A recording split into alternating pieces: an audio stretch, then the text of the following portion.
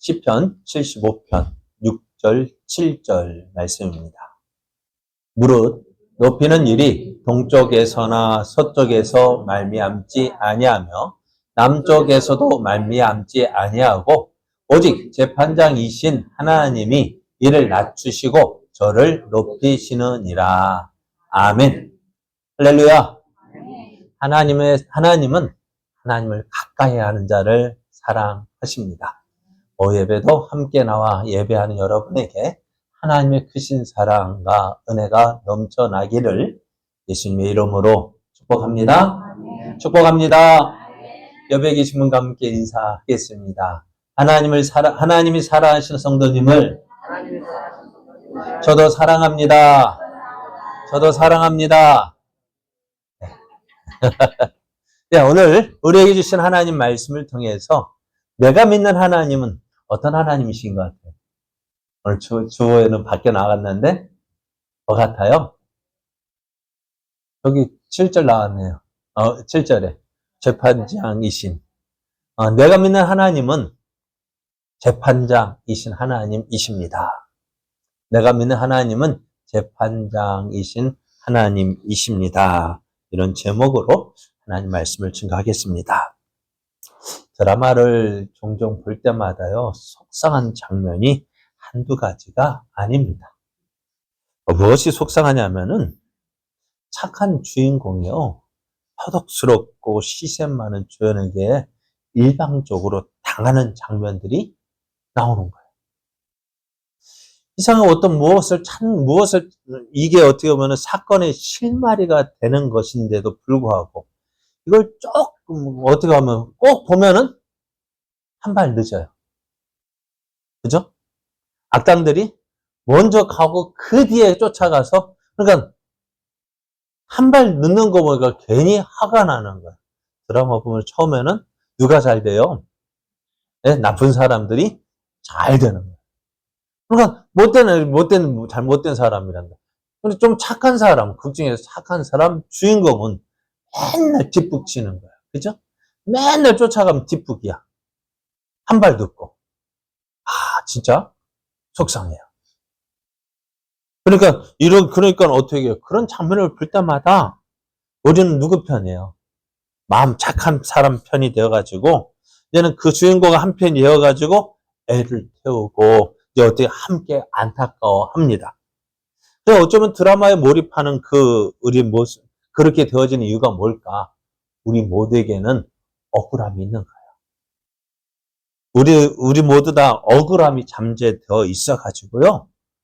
그 드라마를 보면서 되게요, 대리만족, 그죠?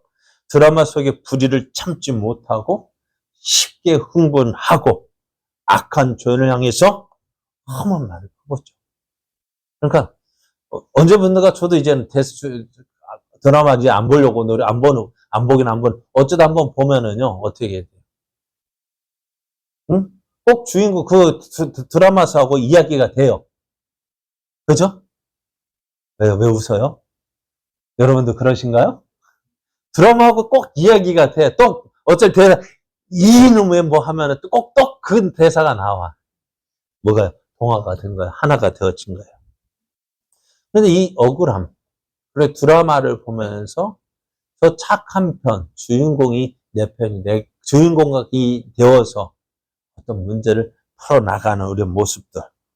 어쩌면 그 마음에 뭐가 있다고? 억울함이 있다 했습니다. 이 억울함의 감정은요, 그 드라마 보면서 뿐만 아니라 우리 일상생활에서도 다양한 형태로 발산이 되어집니다. 운전할 때만 해도요, 분명히 그래요. 잘못은 딱지 떼는 거 누가 잘못한 걸까요? 예? 딱지 떼는 거 누가 잘못해 딱지 뗀 거예요? 운전한 내가 잘못했는데 딱지 날아오면은 화나요. 재수가 없어가지고 붙었다.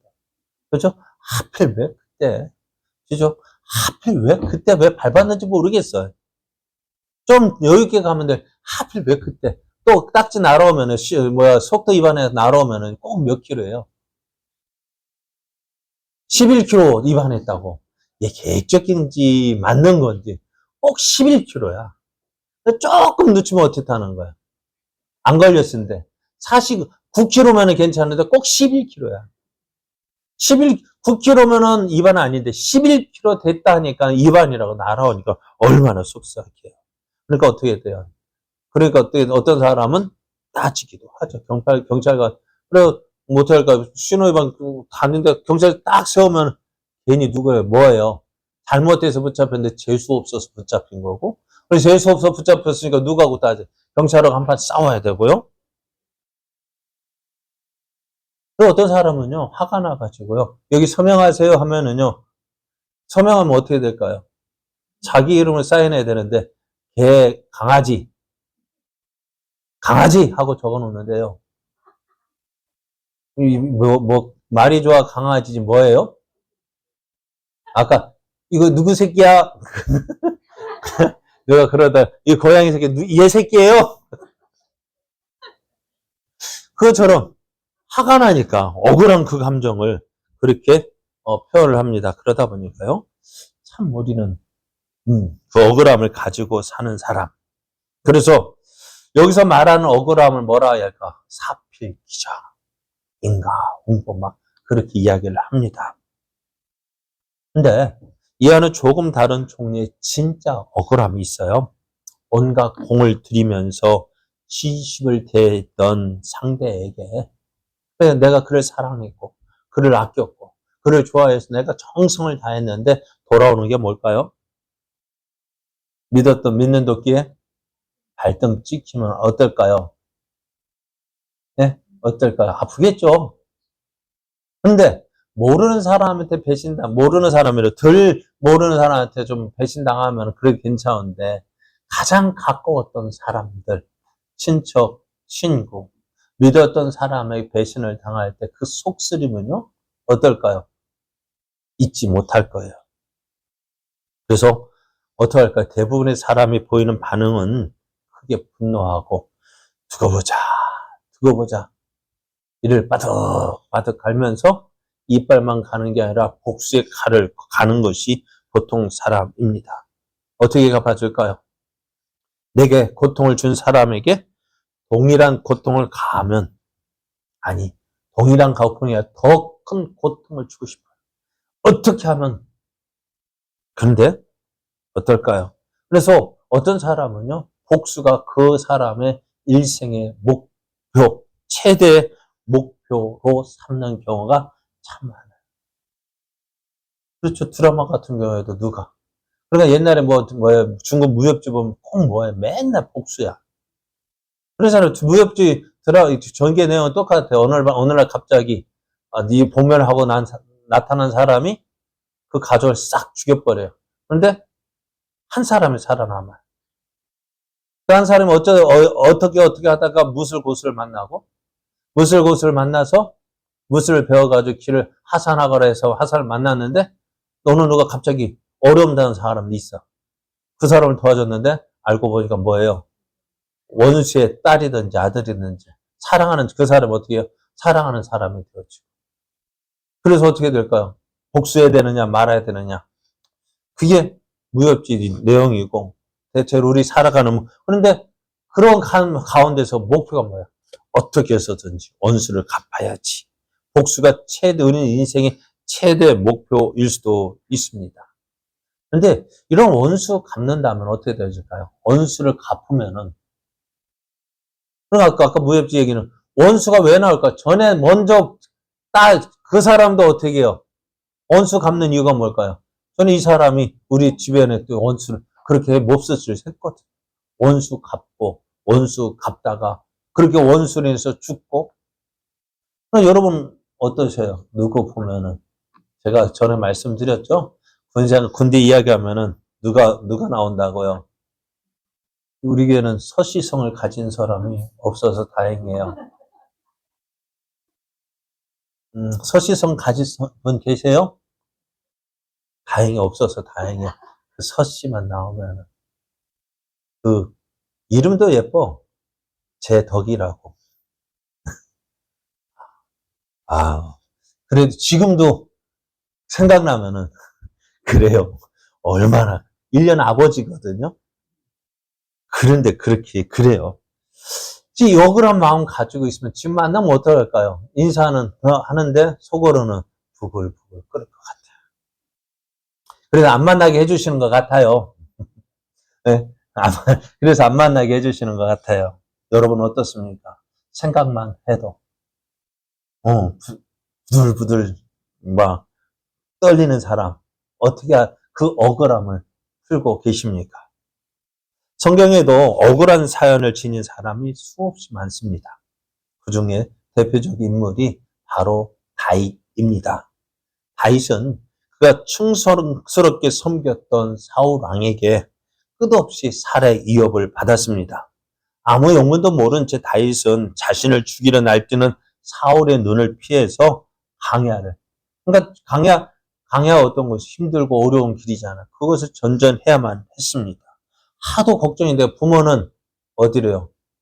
모압 땅으로. 왜 모압 땅으로요? 그 중조모가 그 할머니, 그러니까 아버지가 이세잖아. 이세의 할머니가 누구예요? 룻이잖아요. 그러면 애갓집 그쪽으로 보내가지고 사울의 손이 미치지 않는 모압 땅으로 피신시키고, 다윗은 그래도 이스라엘 왕으로 기름 부음 받은 사람이 이스라엘 땅을 떠날 수 없으니까 블레셋 땅으로 펴려다가도 어떻게 해요? 하나님 돌려보내셨잖아요. 그러니까 이스라엘 땅을 이리저리 피해 다니면서 그리 고생했던 이유가 누구예요? 누구 때문에? 사울 때문이잖아요. 어떨까? 사울 왕만 없으면 어떻게 될까요? 이제 고생 끝. 그죠? 고생 끝이 나고 이제 사울만 없으면 내가 이스라엘 왕이 될 수 있단 말이에요. 그건 우리 생각엔 누구만 없으면 돼요. 사울 왕만 없으면 돼요. 그 사울 왕만 없으면 되는데 이렇게 그날도 어떻게 사울을 피해서 이리저리 도망 다녔는데 어느 날 다윗이 엔게디 강야에 숨어 있다는 정보를 이 사울이 듣게 됩니다. 그래서 군사 3,000명을 데리고요. 이 다윗을 잡기 위해서 왔어요. 근데 한참 다윗을 찾아서 이곳저곳 헤매고 있는데 갑자기 사울에게 소식이 왔어요. 어떤 소식이요? 떠말했다는 소식이 왔어요. 기가 급해졌어요. 기가 급해지니까 어떻게 될까요? 어디 볼 거 그냥 임금인데 아무데나 볼 수 없잖아요. 그러니까 저기 보이는 동굴이 있어가지고 그 동굴로 들어가요. 그런데 밖에서 안을 보면 어떻게 될까요? 보일까요? 안 보일까요? 안 보여요. 그런데 어두운 안에서 밖을 보면은요, 누가 오는지 보이죠? 근데 하필이면 그 동굴 안에 누가 숨어 있을까요? 다윗이 그 무리들과 함께 숨어 있는 거예요. 왜? 사울이 이곳에 나타났다는 소식을 듣고요. 그래서 어떻게 해요? 그냥 돌아다닐 수 없으니까 그 동굴 안으로 숨었는데 하필이면 사울이 들어온 거예요. 뭐 하려고요? 농사로 온 거예요. 그래서 여러분 한번 생각해 보셔요. 여러분 화장실에 가서 힘을 주는데 다른 생각 날까 안 날까? 죄송합니다. 점심 먹고 바로 이러니. 그래서 성경에 나오는 일이라서 어떻게. 신경 쓸 수 있을까 없을까요? 또 거기다 지금 무장을 했는데 갑옷을 입고 했단 말이에요. 그런데 어떻게 될까요? 그냥 갈 수 있어요? 저도요. 예전에 군대 갈 때 우리도 단독 그냥 해가지고 허리띠에다가 뭐 수통 차고 대검 차고 뭐 꽂고 뭐 탄띠 그거 타고 해도 하면 어떻게 돼요? 화장실 갈 때면 어떻게 될까요? 그거 들고 가긴 하는데 어떻게 다 풀어 제껴야 돼요. 근데 우리 때도 그랬는데 그런데 옛날에는 어떻게 해요? 갑옷은 어떨까요? 안전 무장 해제해 버려야 되잖아요. 이제 들어가기 전까지는 뭐 칼을 해도 뭐 막을 수 있는 게 있지만은 응가할 때는 어떻게 이게 다 무장 해제돼 버리잖아요. 자, 그때 어떻게 해요? 이렇게 표현하면 그래. 사울이 시원하게 용변을 보고 있는데 그 냄새가 저 안에까지 날 테지만 이 냄새는요, 그냥 냄새가 아니에요. 어떤 냄새일까요? 다윗에게는 지금이 기회다. 그죠? 지금이 기회다 하는 그 신호였어요. 왜? 그렇잖아요. 앞에 얘기한 것도 응하려면 다 벗어 제껴야 되는데 이제 뭐만 남았어요? 칼만 그냥 한 칼이면 끝난단 말이에요. 그래서 다윗과 함께 했던 사람들이 이렇게 말했을 거예요. 형님, 저 자식이 지금 자기가 도간에 던진지도 모르고 저기 앉아있다고. 어떻게 할까요? 한 번만이면 됩니다. 한 번 한 칼이면 끝납니다. 지금이야말로 하나님께서 주신 찬스 아닙니까? 하나님께서 저 사울을 죽이라고 당신에게 보내주셨습니다. 그럴까요? 맞는 말일까요? 틀린 말일까요? 맞는 말이에요. 아마 사울의 마음에도요. 다윗은 역시도 누구를? 저 사울을 원수처럼 여겨졌을 거예요. 저 미치광이 사울을 처단해 버리고 싶은 마음이 쿨떡 같았을 거예요. 그동안 저 미치광이 사울 때문에 어떻게 해요? 고생이죠. 저 사울만 없으면 어떻게 될까요? 이제 고생 끝 날 거라고. 그런데 어떻게 할까요? 다윗은 그렇게 하지 않았어요. 사울을 죽이지 않고요. 몰래 갔어요. 몰래 가가지고 어떻게 했을까? 사울이 입고 있는 옷 자락만 배웠어요. 옷자락 배웠는데도 사울은 알까 모를까요? 뭐 어디에 집중한다고. 그래요. 그러니까 옷을 배도 모를 정도라면은 어떻게 칼 휘두르면 알까 모를까?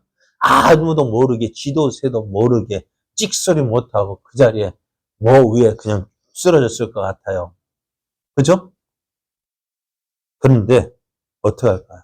그러니까 다윗이 지금까지 싸우면 어떻게 백전백승했던 다윗이 칼을 휘두르는데 사울이 죽을까요? 안 죽을까요?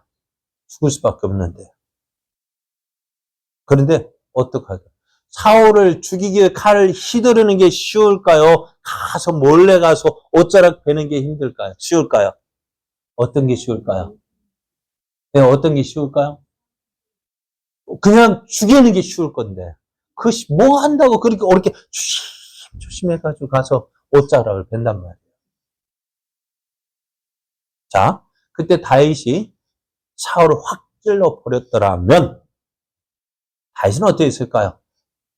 더 이상 사울의 추격을 받지 않아도 되었을 것이고요. 자신의 추종자들과 함께 쿠데타 일으켜서 왕자를 차지할 수도 있었을 거예요. 그럼에도 다윗은 어떻게 했다고? 사울을 죽이지 않았습니다. 왜요? 그 이후에도요. 사무엘상 26장을 보면은 사울이 군사를 이끌고요. 하길라 산에 숨어 있는 다윗을 잡으러 오는 장면이 기록되어요. 이때 다윗은 어떻게 할까요? 또 숨었다가 근데 이 사울의 진영이 어떤지 살펴보기 위해서 한밤중에 이 사울의 진영으로 갔는데요. 여러분 군대 하면 뭐부터 세워야 될까요? 군대가 있으면은 뭐부터 세워야 돼요? 보초부터 세워야 돼요. 그죠? 작전에 실패한 사람, 장수는 용서받을 수 있어도 경계에 실패한 장수는 용서받지 못한대요. 메가더 장군이 그랬던 거예요. 하여간 어찌됐든 뭐부터 서야 돼요? 보초부터 딱 세워가지고 누구를 보호해야 돼요? 왕을 보호해야 되잖아요. 그런데 가보니까요. 사울은 큰 데자로 뻗었지.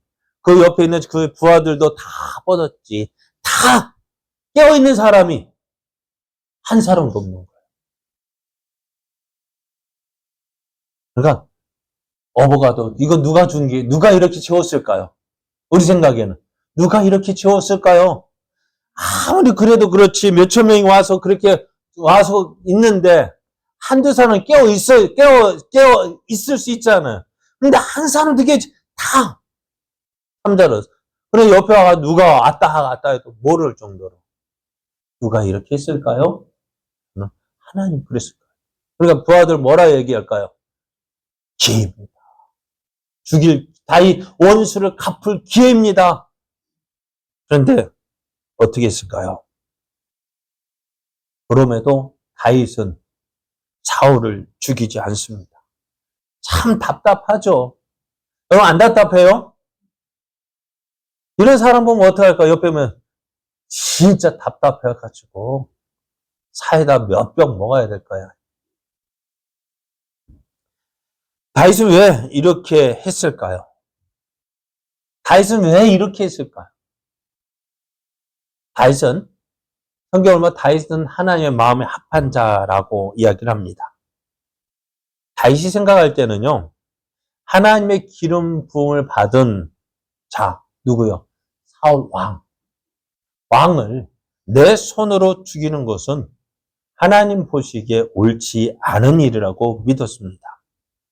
그래서 원수 갚는 일, 그것은 내가 할 일이 아니라 하나님의 몫이라고 이야기를 합니다. 그래서 사무엘상 24장 15절을 보면은 그러니 여호와께서 재판장이 되어 나와 왕 사이에 심판하사 나의 사정을 살펴 억울함을 풀어주시고 나를 왕의 손에서 건지시기를 원하나이다 라고 얘기합니다. 지금 다윗이 자기의 감정 따라서 사울을 죽인다면은 그게 뭐예요? 내가 재판장이 되어 내가 모든 것을 판단하는 거예요. 그러나 다윗은 그 자리에 내가 서지 않았어요. 오늘 아침에 우리가 문제가 되는 게 뭐냐면은 모든 것을 누구 중심으로요? 자기 중심으로 살거든요. 내가 볼 때는 그거든요. 내가 볼 때는 이게 안 좋다. 그래서 안 좋은 거예요. 내가 볼 때는 그렇지만요. 다른 사람이 볼 때는 어떨까요? 내가 볼 때는 그거 심각한 문제지만 다른 사람이 볼 때는 별 문제 아니거든요. 그렇지 않을까요? 나는 심각하다고 생각했는데 다른 사람 볼 때는 별거 아니에요. 그런데 내 생각에는 그런 거야.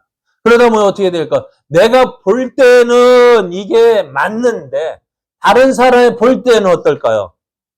내가 틀릴 수도 있어요. 안 그럴까요? 안 그럴까요? 그런데 모든 거 누구 중심으로 생각하니까?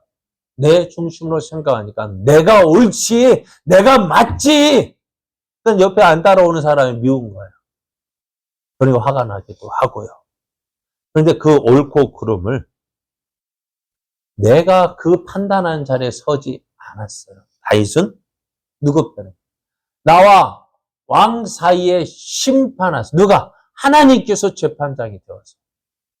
하나님이 내 사정을 살펴 억울함을 풀어주실 것이다. 그것을 믿었던. 그러게 다윗은 자신의 억울함을 스스로 풀고자 하지 않고 하나님께 맡겼어요. 하나님은 다윗의 그런 모습을 기뻐하셨어요. 왜요? 어찌되었든 사울이 밉든 곱든 누가 세웠어요? 하나님이 세우셨거든요. 하나님이 세우신 사람, 하나님께서 해결하시도록. 오늘 오전에도 그렇잖아요. 엘리 제사장을 누가 세웠을까요? 하나님이 세우셨어요. 홈리와 비누아스도 누가 세웠을까요? 하나님이. 그걸 누가 판단해야 될까요? 하나님이 심판하시고. 그래서 다윗은 그것을 하나님께 맡겼어. 하나님이 나와 당신 사이에 재판장이 되어서 판단해 주실 것이다. 그것을 이제 어떻게 하실까? 하나님은 그것을 기뻐하신 거예요. 오늘 하나님은 우리에게 묻고 있어요. 내 삶의 재판권은 누구에게 있느냐는 거예요. 내 삶의 재판권 누구에게 있느냐? 누구에게 있습니까? 우리는 우리의 삶의 재판장이 과연 누구인지 하나님 앞에서 수시로 자문해 봐야 합니다. 그래서 이번 대통령 선거를 보면서 나라가 둘로 나뉘어졌죠.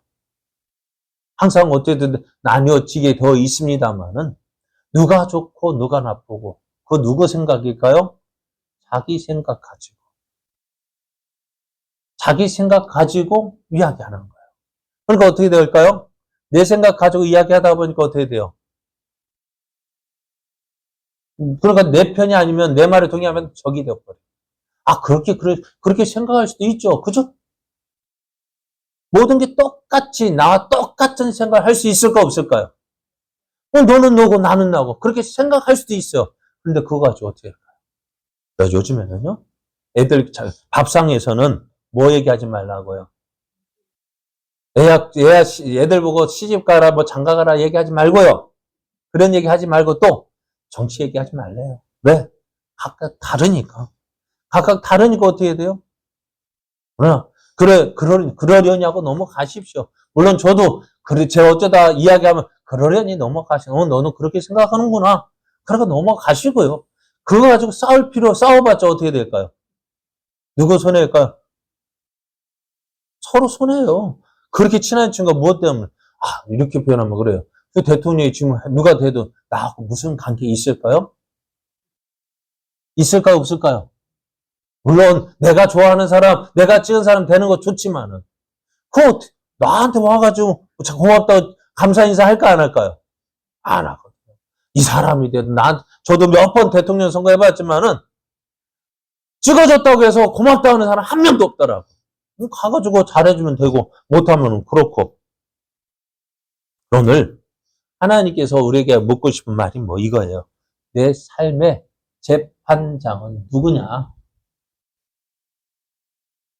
내 삶의 재판장이 누구냐? 때로는 우리 스스로 우리 인생의 재판장이 되어서 억울함을 해결하려고 합니다.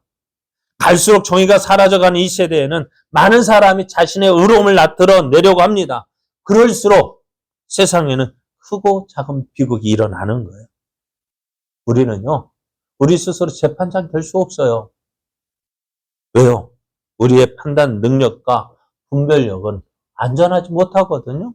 앞에 말씀드렸죠. 오전에 내가 좋으면 좋은 거고, 아무리 좋은 것이라도 내게 나쁘면은요.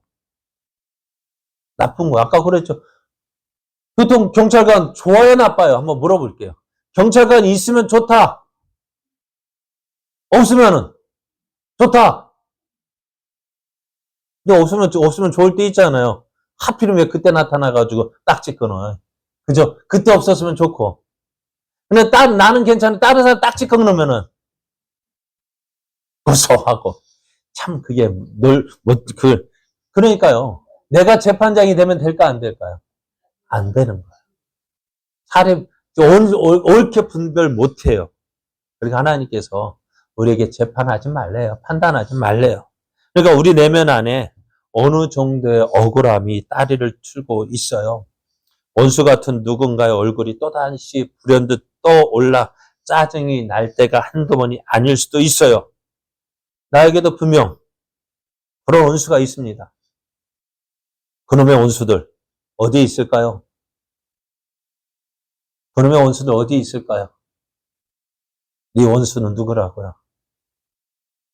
성경에 분명히 얘기해. 너의 원수는 누구라고? 너 식구다. 가까운 사람은 원수예요. 저 멀리 있는 사람 원수 아니에요. 집을 비롯해서 직장, 학교, 도시, 나라 왜 그리 원수가 많은지. 그러나 그 원수 같은 사람들에 대한 재판권이 누구에게 있다고요? 내게 있는 것이 아니라 하나님께 있다고요. 그래서 성경은 분명히 이렇게 말씀하셔요. 로마서 12장 19절로 내 사랑하는 자들아 너희가 친히 원수를 갚지 말고 하나님의 진노하심에 맡기라. 기록되었을 때 원수 갚는 것이 누구에게 있다고? 내게 있다. 하나님께 있다. 내가 갚으리라. 그렇게 주께서 말씀하십니다. 원수 갚는 권한 누구에게 있다고요? 하나님께만 있어요. 내게 있는 게 아니고 누구에게 있다고요? 하나님께 있다고요. 참되고 의로우며 모든 것을 다 아시는 재판장 하나님께 모두 맡겨야 돼요. 그것이 바로 복수를 위한 최고의 길이고 방법입니다. 하나님은 우리에게 묻고 계시죠. 내 인생의 재판권 누구에게 있냐? 누구에게 있냐고요? 이 시대 오늘 다윗과 같은 사람이 다윗과 같이 처신한 하나님께 맡기고 나는 어떻게 해요? 그 모든 건 누구에게 맡기고 하나님께 맡기고 나는 하나님 보시기에 합당한 삶을 살아가는 그것이 필요합니다. 근데 이 말에 마음이 어려운 사람도 있을 거예요. 하나님 원수를 갚는다고? 어떻게 보면 원수를 갚는 게 아니라 괜히 용서해 주실 것 같고? 그러니까 참, 이렇게 표현하면은 좀 그렇죠. 자, 여러분 가운데, 저 사람 예수 믿으면 안 될 것 같은 사람이 있죠. 어떤 사람일까? 참 나는 어렵게 예수 믿었는데, 누구는 너무 쉽게 믿는 것 같아요.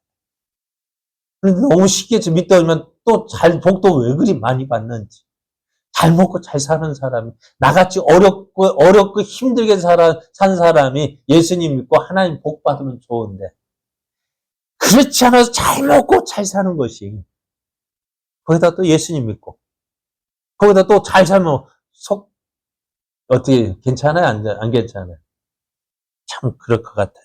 그러니까는, 저 사람 예수 믿으면 안 돼. 왜? 원수인데 저기 예수 믿으면은, 어떻게 하나님 믿으니까 복 받고, 잘 되고, 천국 가니까, 그게 속 시원하겠어요? 거북하겠어요? 그러니까 너는 다른 사람은 다 예수 믿어. 너만은 예수 믿으면 안 돼. 그래서 나중에 알고 보니까 그 사람 예수 믿으니까 기뻐해야 될까요? 슬퍼해야 될까요? 그러다 보니 어떻게 돼요? 그래 억울한 마음이 들어가지고 더 속상할지 모르지만은요. 그래도 어떻게 그것까지도 하나님께 맡겨야 됩니다. 하나님의 심판은 어떨까요? 그러니까 내 생각대로 판단하면은 안 되는 이유가 바로 그래요. 그래서 성경은 이렇게 말씀해요. 하늘이 그의 공의를 선포하리니 하나님 그는 심판장이심이로다 했어요. 하나님의 심판은 공평하고 의롭습니다. 우리는 공의로운 재판장이신 하나님을 믿어야 돼요. 하나님만이 우리의 재판장이 되십니다. 원수 갚는 일, 우리의 일이 아니에요. 우리가 해야 할 일은 재판장이신 하나님을 믿고 사랑하는 것입니다. 그래서 오늘 본문 이렇게 말씀해요. 무릇 높이는 일이 동쪽에서나 서쪽에서나 말미암지 아니하며 남쪽에서도 말미암지 아니하고 오직 재판장이신 하나님이 이를 낮추시고 저를 높이시느니라 했습니다. 우리가 스스로 높아지려 하지 않고 재판장이신 하나님을 높이며 살아갈 때에 그리고 우리 인생의 궁극적인 재판권이 하나님께 있음을 알 때에 우리는 그 하나님을 인해서 그 하나님이 우리를 구원하시는 축복을 누리게 됩니다. 여러분, 높이고 낮추는 거 누구에게 달려있어요? 하나님께 있어요. 일단 저 사람 어찌되었든 그래 성경에 보면 베드로가 마지막 때 예수님께서 너는 나중에 네가 지금은 네 힘으로 갈 수 있지만은 나중에는 어떻게 해요? 네 힘으로 가는 게 아니라 임의로 다른 사람 억지로 끌려갈 때도 있다.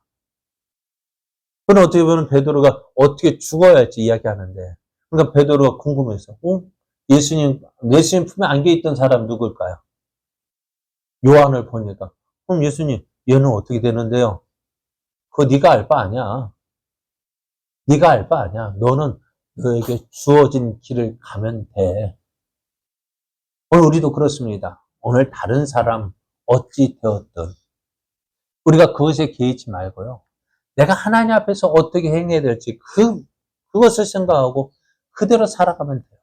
다른 사람 어찌든지 나는 신경쓰지 말고요. 나는 내게 주어진 이 믿음의 길 가면 돼요. 그것이 우리들이 해야 될 일입니다. 그러다 보니 다른 사람 일 신경 쓰다 보니 뭐 할까요? 내 할 일도 제대로 못해요. 우리 사는 사람 보면 그렇잖아요. 다른 일에 사람 일에 계속 간섭하는 사람 하는 거 보면 어떨까요? 자기 일은 어떨까요? 네? 어떨까요? 자기 일도 제대로 못 해놓고 말이야. 맨날 남에게 가서 이랬다 저랬다 판단하고 왜 이렇게 하냐고 가보면 자기는 어떨까요? 엉망입니다. 그죠? 자, 오늘 한번 묻습니다. 우리의 재판권은 누구일까요? 하나님께 있습니다. 하나님께 맡기고요. 나는 다윗 어떻게 해요? 당신과 나 사이에 누가 하나님께서 판단하실 것이다. 나는 그거 하나님의 판단을 믿고 나는 나의 길을 가겠다. 당신은 당신 나를 죽이려 하든 말든 나는 나의 길을 가겠다. 내가 해야 할 바를 마땅히 행하겠다. 그렇습니다. 오늘 여러분 재판장이신 하나님을 믿으십시오. 하나님께서 가장 좋은 것으로 판단하실 것을 믿고요. 오늘 다른 사람이 어찌되든 나는 내 길을 가야겠다. 그죠? 믿음의 삶. 내게 주어진 이 믿음의 길, 다른 사람 때문에 포기하지 마십시오. 잘못된 길 가지 마십시오. 하나님께 맡기고 오늘 우리에게 주어진 이 믿음의 길 갈 때 하나님께서 우리에게 가장 좋은 것으로 채워주실 줄 믿습니다. 이 믿음의 삶 되어지기를 예수님의 이름으로 축복합니다.